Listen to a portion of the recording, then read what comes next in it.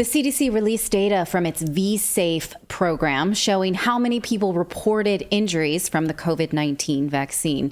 It did so in response to 2 lawsuits by ICAN, or ICAN. I'm going to call it ICAN if that's okay by you. You can. It is the Informed Consent Action Network. But so to be clear, this isn't because they from the goodness of their own heart. No, and it's perplexing because it's not necessarily shocking data. And if they had not been sued for this, we might not think much of it. So we're going to go through what it is. Now, ICAN is an organization that fights against vaccine mandates and seeks out science behind mandated vaccines. It is not an anti-vax, and you know how I feel about that word. It's not an anti-vax organization, but if you Google ICAN or the Informed Consent Action Network, Google just tells you right out that they are anti-vaccine, which is kind of hysterical. So I just took this screenshot to show you, because on the left is the official result of what is what ICAN's homepage. But on the right, Google gives you this summary that says the Informed Consent Action Network is one of the main anti-vaccine groups in the United States. I was like, how can you fight that, right? They're not anti-vaccine. They just want research around vaccines before mandates are put in place. And actually, they're very anti-mandate. So thanks, okay. Google. Thanks, Google, for your little profile in our search results. I wanted to ask you, because Clayton does study, how we present ourselves on the internet. Is there any way to go against Google's summary versus what your... Google just wrote this up, right? I mean, the only real way you can do this is to have your own sort of, business or personal profile. But they're pulling from Wikipedia. Right. Right. We know that Wikipedia is trash. It's owned by... And partisan.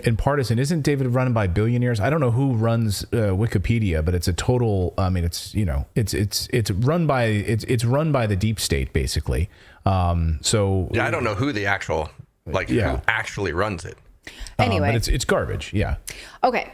So they've been fighting the CDC in court over the data that the CDC kept over the COVID-19 vaccine. Now, the data that we're going to talk about now does not come from the pharmaceuticals. It does not come from doctors. This is self-reported data that came from the vSafe app.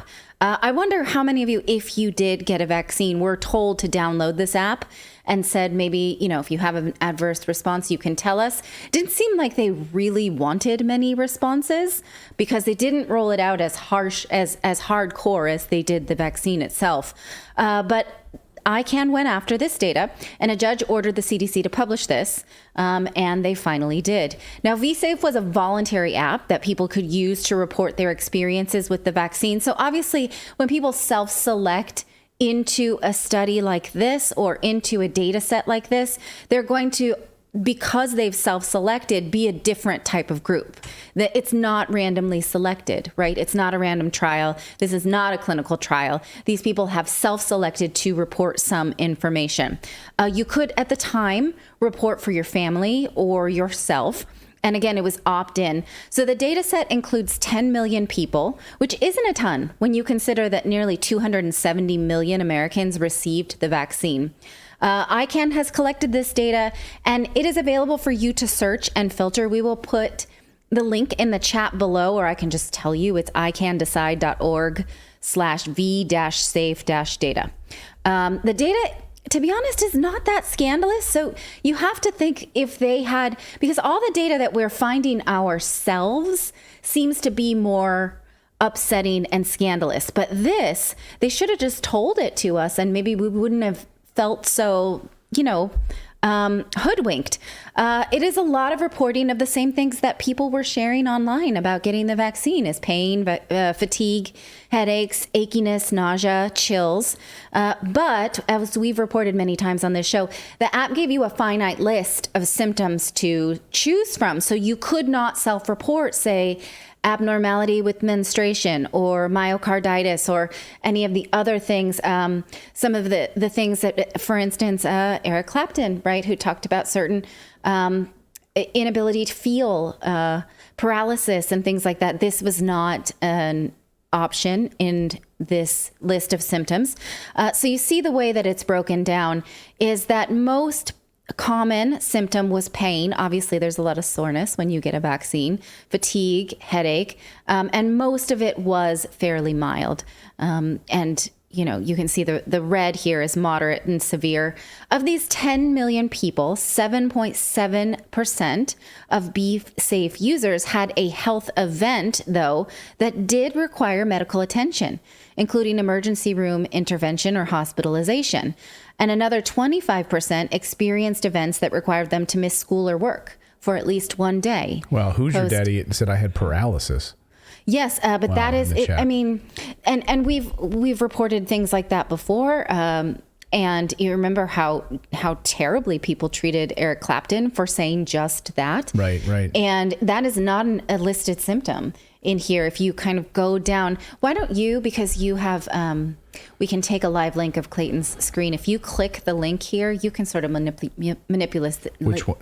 Which one? Well, and I just want to mention too, when I have been doing polls and stuff on the channel, the percentage of people that reported reactions was like, I was expecting like a really low percentage. There were more people reporting adverse reactions than not, and I was like, whoa, this is insane. Wow. There were more people reporting them than not. Yes, but again, not necessarily with this app. Is what what this data is telling us. Right. Now, interesting. I'm just saying people that were outside of what they've said is, the criteria. Like these are the ones that people are reporting, but like they were outside of that. Yes. And we played video of a nurse here recently who had asked her, the attending physician at the emergency room where she worked, why are we not reporting these adverse effects to the CDC or VAERS, and was fired for doing just that. And none of her experiences would have fit into this like neat little app experiences. Interestingly, you can sort this data by age group, and the age ranges are either younger than 3 or older than 3. So when you filter out anyone older than 3, and you only get it's the 2 and under age group, you get 13,000 babies. And the number of symptoms in that group is 33,000 symptoms, including irritability, sleeplessness, pain, and loss of appetite, which is fairly normal for most vaccines. If you've ever taken your toddler for their normal vaccines, you know that this is what you can expect. Now, when you filter the vaccine brand, the data shows disproportionate number of adverse events by Moderna. Which is interesting. When you filter by gender, the data shows more adverse events reported by women than men and more white people than any other gender. Again, we have to remember this is a small data set, and the people who would download this app and then keep up with it are a fairly select group in and of themselves. So what's interesting here is why the CDC would hide it if this data is so unremarkable. And do they have follow-up data for these people? Because was there a way in the app or did they just say, oh, some kind of pain and fatigue, normal, goodbye, we're logging you off, right? What's we the follow-up? Don't know. Right. Yeah. It's so troubling. I mean, it's so troubling too from the moms, and then of course to see this in children. Right. Like, oh, just pain. They're not eating. All of these like side effects as a result of it. But wouldn't it have been nice to know this ahead of time? Like, wouldn't it have been nice to know if we had like 2 years of data or a length of time of data that a parent could have made a determination of whether or not they're going to do this to their kids? Yes, right? Absolutely. I mean, we know so many people that did this, and I was like, oh my God, are you crazy? Like, okay, really? And then you're going to do multiple versions of it and multiple versions of it? Right. I don't want to say anything about people who have made those choices, but it did seem the data continues to show us that, and in fact, physicians are saying this as well, that the calculation of risk of COVID vaccine does not outweigh the calculation of risk from the disease to the vaccine. So there you have it. Again, it's interesting that the CDC would hide this, given that they could have, this was exactly what they were warning the normal symptoms would be, which makes us believe that if we get more information about how this app was run, if there were follow-ups, if there were people who reported things not in these finite options, who were booted out of the app, there are more questions, and I'm sure that ICAN will get more answers.